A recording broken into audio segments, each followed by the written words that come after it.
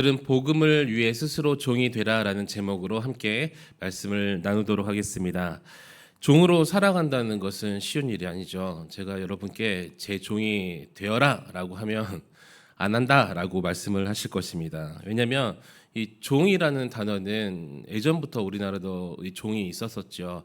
이렇게 긍정적인 단어가 아니에요. 왜냐하면 자유가 없고 내 마음과 내 뜻대로 살아갈 수가 없습니다.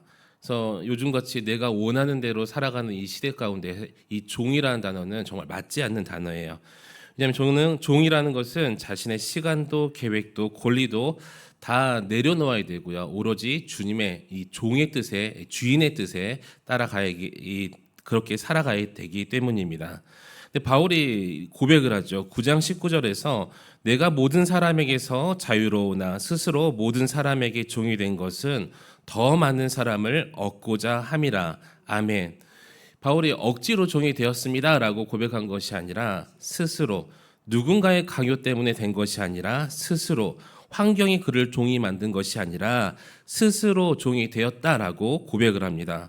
자신의 자유를 내려놓았다는 거예요. 자신의 권리를 내려놨던 거고 내가 편안할 수 있음에도 불구하고 스스로 종의 자리에 내가 들어섰다라고 고백을 한 것입니다. 왜 이렇게 스스로 종이 되었다라고 고백을 했을까요? 어제도 말씀을 드렸지만 복음이 소중했기 때문에 사도 바울은 이 종의 자리에 스스로 갈 수가 있었어요. 한 영혼이 너무나도 귀했기 때문에 종의 자리에 들어설 수가 있었습니다. 사도 바울은 복음이 전해지고 영혼이 구원받는 일이라면, 그런 자리라면 자신의 권리쯤은 얼마든지 포기할 수 있다라고 우리에게 말씀하고 있다는 것입니다. 사실 바울보다 먼저 스스로 종 되신 분이 계시죠. 바로 우리 예수 그리스도신데 죄인을 구원하기 위해서 종의 형체로 이 땅에 오셨어요. 만왕의 왕이신 그분이 제자들의 발을 씻기셨습니다. 또 생명의 주인 되신 예수 그리스도께서 십자가에 죽으셨어요.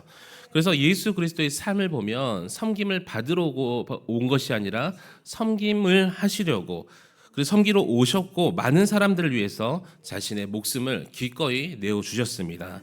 사도 바울이 바로 그 길을 따라간 것이죠. 사도 바울이 예수 그리스도의 그 생명의 길을, 우리는 생명의 길이라고 말하지만 사실은 사도 바울이 걸어갔던 길은 사람들이 보았을 때는 또 종의 길이기도 했습니다. 그리고 오늘 하나님께서 우리에게 같은 질문을 던지십니다. 너는 무엇을 위해서 살아가고 있느냐? 또 오늘 하루를 살아갈 건데 복음을 위해서 기꺼이 종이 되어주겠느냐라고 말씀을 하십니다. 그래서 오늘 말씀을 통하여서 복음을 위해 스스로 종이 되었던 이 바울의 삶을 한번 살펴보면서 우리 또한 그 복음을 위해 살아갈 수 있는 저와 여러분이 되시기를 우리 주님의 이름으로 간절히 축원합니다. 오늘 말씀은 첫 번째로 복음을 위해 자신을 낮추는 사람이 되어야 된다라고 말씀합니다. 본문에서 내가 모든 사람에게서 자유로우나 스스로 모든 사람에게 종이 된 것은 이라고 말씀을 하시죠. 어떤 겸손한 표현이 아니에요. 바울의 신앙의 어떤 신앙관과 삶의 목적이 담겨 있는 바울의 고백이었습니다. 그래서 자신이 누구인지 스스로가 정말 잘 알고 있었다는 거예요. 사회적으로 인정받고 존경받는 그런 사도 바울이었지만, 그런데 바울은 자신을 높이려고 하지 않았어요. 사도 바울이 되기 전에는 더 대단한, 사람들이 보았을 때는 세상적인 관점에는 더 대단한 사람이었지만 그런 출신의 배경과 어떤 자의 사회적 지위를 가지고 높아지려는 것이 아니라 오히려 자신을 낮추었다는 것입니다. 사람들을 위에 군림하려는 것이 아니라 오히려 사람을 섬기는 종의 자리에 자신이 위치했다는 거예요. 왜 그러냐면 복음 때문이었죠. 복음을 전하기 위해서였어요. 그래서 한 영혼이라도 더 구원하기 위해서. 그래서 우리는 중요한 질문을 함께 던져야 됩니다. 과연 자신을 낮춘다는 것은 무엇일까? 여러분들이 생각했을 때 사도 바울도 자신을 낮추고 예수 그리스도도 자신을 낮추었는데, 그렇다면 이 자신을 낮춘다는 것은 무엇일까? 많은 사람들이 자신을 낮춘다는 것에 대해서 오해를 해요. 또 자신만의 낮춘다는 이 가이드라인들이 있습니다. 자신을 무가치하게 여기거나 아무런 의견 내지 아니하고 조용히 있는 사람, 이 사람들을 또 겸손하다, 자신을 낮춘다라고 생각해요. 근데 성경이 말하는 겸손은 그런 것이 아니라, 자신을 무시하는 것이 아니라 하나님께서 주신 은사와 어떤 달란트를 부정하는 것이 아니라 이 자신을 낮춘다는 것은 하나님 앞에서 내 위치를 정확하게 하는 것을 자신을 낮춘다라고 말하는 것입니다. 무슨 말이냐면 내가 중심에 서는 것이 아니라 나의 왕 되시고 나의 주인 되신 하나님을 인정하는 것이 내 자신을 낮춘다라고 표현하는 거예요. 내가 높아지는 것보다 예수 그리스도께서 높아지심을 기뻐하는 것을 내가 종이 되었다라고 말할 수 있다는 것입니다. 여러분, 내가 내 자존심보다 복음을 소중히 여길 때 우리는 뭐라고 할 수 있다고요? 나는 낮아졌다라고 말할 수 있다는 거예요. 사도 바울이 바로 그런 사람이었습니다. 사람들에게 인정받지 못해도 과연 인정받지만 못했나요? 엄청나게 매맞고 죽을 위기에 처하고 심지어 죽을 뻔하고 풍랑 속에서도 갇혀보기도 하고 그럼에도 불구하고 복음을 전했다는 것이죠. 오해를 받아도 복음을 전했고요. 핍박을 받아도 복음을 전했습니다. 그래서 자신의 자존심이 구겨지든 말든 체면이 구겨지든 말든 내가 하나님 앞에 서보니까 하나님이 나보다 높으신 분이구나 이것을 알기 때문에 그 하나님의 뜻을 따라서 복음을 전하는 것을 기뻐하고 중요하게 여겼다는 거예요. 우리 예수님도 그러셨죠. 하나님의 아들이셨고 어제도 말씀드린 것처럼 천군 천사의 이 경배를 받아 마땅하신 분이고 온 우주의 주인이신데 그분이 가장 낮은 자리 이 땅에 오셨다는 거예요. 그것도 태어나시는 것도 호텔을 왕궁 이런 것이 아니라 말 구유셨어요. 목수의 아들로 사셨고 죄인의 친구가 되셨고 세리와 창녀들과 함께 식사하면서 병든 자들의 손을 잡아주고 심지어는 마지막 날에 제자들의 발까지 씻겨주신 분이 바로 우리 예수 그리스도셨습니다. 예수 그리스도께서 왜 이렇게 낮춰주셨다고요? 하나님 앞에 섰기 때문에 하나님께서 그 주신 그 사명과 뜻, 한 영혼을 구원하려는 하나님이 기뻐하시는 그 모습을 알고 있었기 때문이라는 거예요. 당시 발 씻기는 일이라는 것은 종이 담당했던 일이었습니다. 예수님께서 기꺼이 그 일을 하셨다니까요. 그리고 마침내 어떻게 해요? 자신의 십자가를 묵묵히 지셨습니다. 우리를 구원하시기 위해 가장 낮은 자리까지 내려가셨어요. 사도 바울이 바로 이 예수 그리스도의 모습을 따라간 줄 믿습니다. 우리 사랑하는 성도 여러분, 자신을 낮춘다는 것은 과연 무엇일까요?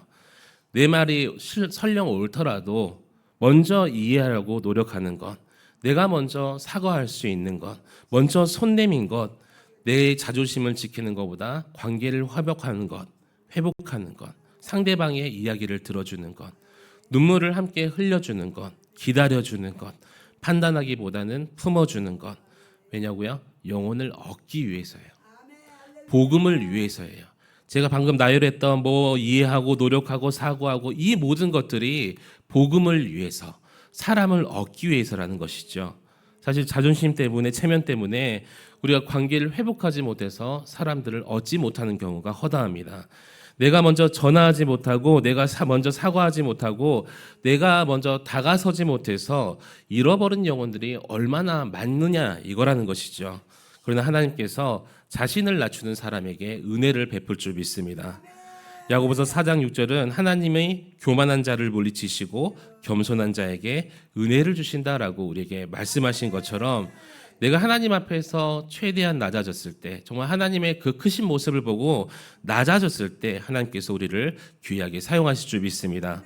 물이 높은 산에서 머무르지 않죠. 낮은 골짜기로 흘러가듯이 정말 내가 낮아지면 낮아질수록 하나님의 은혜가 풍성하게 우리에게 흘러 넘친다는 거예요. 모세도 광야에서 낮아졌을 때 하나님께서 사용하셨고요. 또 사도 바울도 종의 자리를 선택했을 때 하나님께서 사도 바울을 들어 사용하신 거예요. 우리도 바울처럼 복음을 위해서라면 나를 낮출 수 있기를 우리 주님의 이름으로 축원합니다. 내 자신보다 복음을 더 사랑해야 돼요.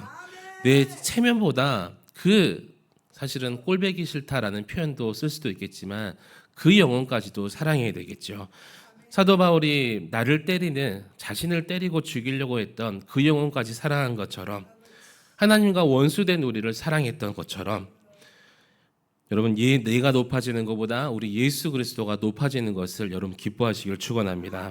그래서 주님께서 맡기신 영혼들을 정말 낮은 자리에서 섬기며 예수 그리스도의 그 겸손한 그 모습처럼 우리가 예수 그리스도를 닮아가며 예수 그리스도처럼 그 영혼을 살리며 나아갈 수 있는 우리의 귀한 삶이 되시기를 다시 한번 우리 주님의 이름으로 축원합니다. 오늘 말씀 두 번째로 복음을 위해 사람들의 자리로 내려가는 사람이 되어야 된다라고 말씀합니다. 사도 바울은 20절부터 22절까지 자신의 어떤 복음관에 대해서 말씀하고 있어요. 우리 함께 20절부터 22절까지 읽도록 하겠습니다. 시작. 유대인들에게 내가 유대인과 같이 된 것은 유대인들을 얻고자 함이요 율법 아래에 있는 자들에게는 내가 율법 아래에 있지 아니하나 율법 아래에 있는 자같이 된 것은 율법 아래에 있는 자들을 얻고자 함이요 율법 없는 자에게는 내가 하나님께는 율법 없는 자가 아니요 도리어 그리스도의 율법 아래 있는 자이나 율법 없는 자와 같이 된 것은 율법 없는 자들을 얻고자 함이라. 약한 자들에게 내가 약한 자와 같이 된 것은 약한 자들을 얻고자 함이요 내가 여러 사람에게 여러 모습이 된 것은 아무쪼록 몇 사람이라도 구원하고자 함이니. 아멘. 얼핏 보면은 이 사도 바울이 자신의 모습을 상황에 따라 마치 박쥐처럼 이쪽에 붙었다가 저쪽에 붙었다가, 제 군대 가니까 너무나 좋았던 게 그 한참 실세였던 고참이 저희 교회 그 권사님 아들이신 거예요. 너무나 편했습니다. 전라도 고참이었죠. 전라도 고참에 전역하니까 소대장이 저희 부산대학교 ROTC 저희 선배 친구가 오셨어요. 얼마나 편한지 몰라요. 그래서 저희 군생활은 절반은 전라도, 절반은 경상도, 이렇게 그 모습과 상황에 따라서 정말 편하게 지냈던 적이 있습니다. 근데 사도 바울이 이런 것 때문에 자신이 편하고자 복음을 전할 때 좀 편하게 전하려고 이렇게 상황을 바꾼 것이 아니라, 바울이 말하고자 하는 것은 신앙의 타협이 아니라는 거예요.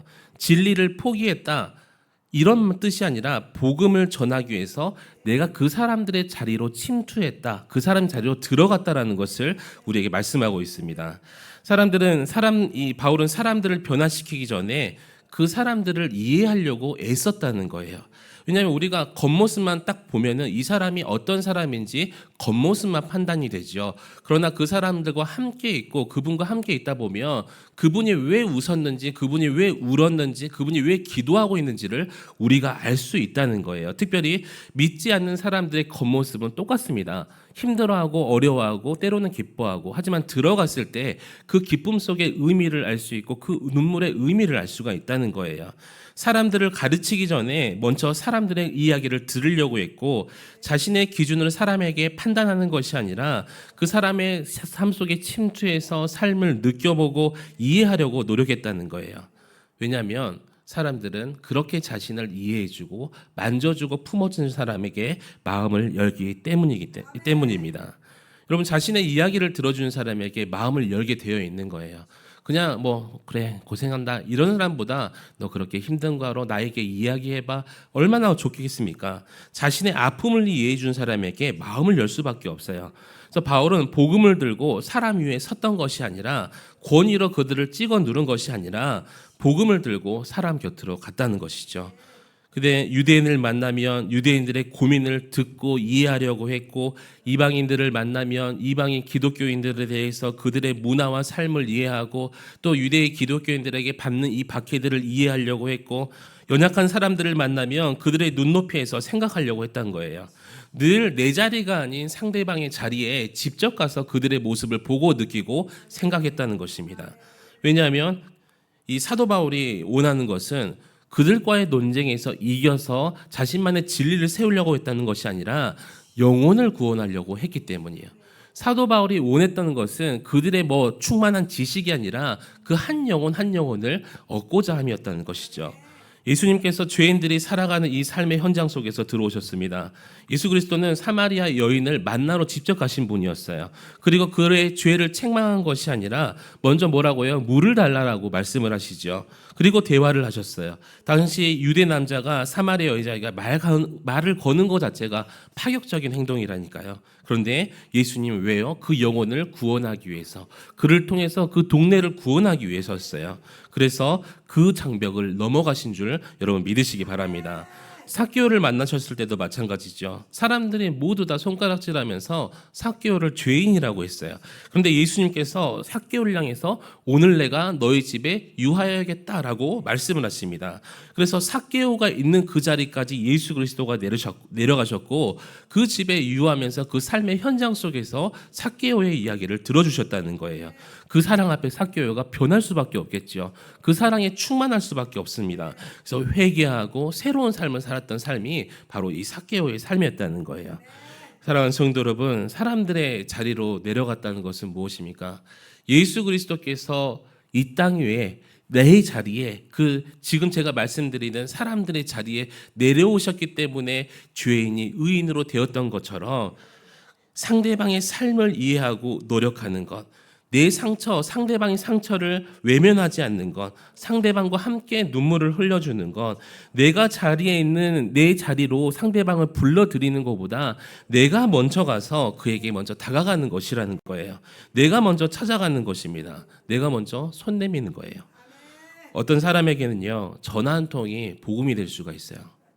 어떤 사람에게는 정말 따뜻한 식사 한 끼가 복음이 될 수가 있고요. 어떤 사람에게는 요즘 힘들지 않으세요? 이 말 한마디가 정말 위로가 되고, 위로가 뭐가 돼요? 복음이 될 수가 있다는 것입니다. 함께 눈물을 흘려주는 것. 영혼들을 우리의 논리보다 우리의 사랑을 먼저 경험하게 할 때 우리가 그 영혼을 얻을 수 있음을 여러분 믿으시기 바랍니다. 예수님께서는 잃어버린 양을 찾아 나선 선한 목자셨어요.